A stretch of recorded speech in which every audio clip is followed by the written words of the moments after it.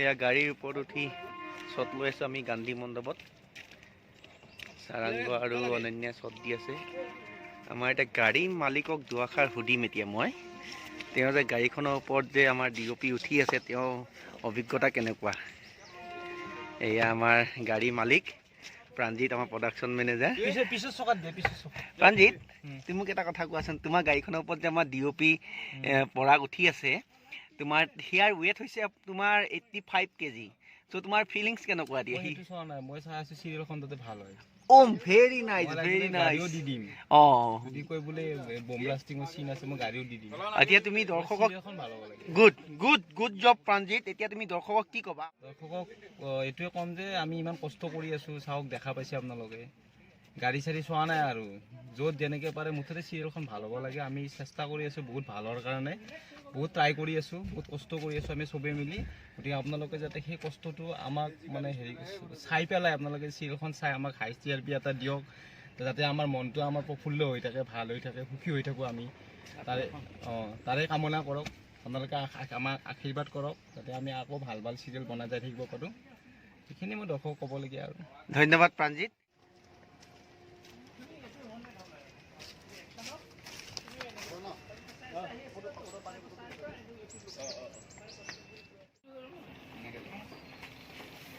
দেখাইছো আমাৰ এই ডিসটেন্সটো গম নাপায় না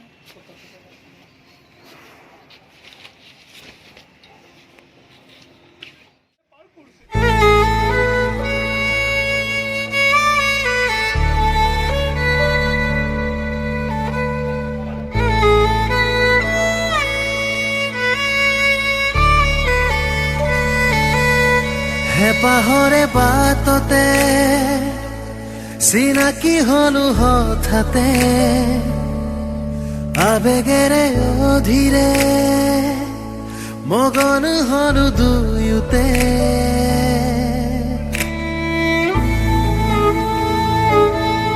হেপাহৰে বাটতে চিনাকি হলো হঠাতে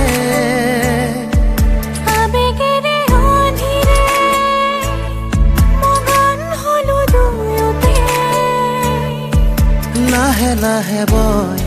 উলাহৰে নৈ জীৱন এটি হয় আঘাতৰে ৰং বুকু ভেদি যায় সোঁৱৰণি আহিন আবেলি মৰহা শেৱালি অতীত খুঁৱৰি লিখি যাম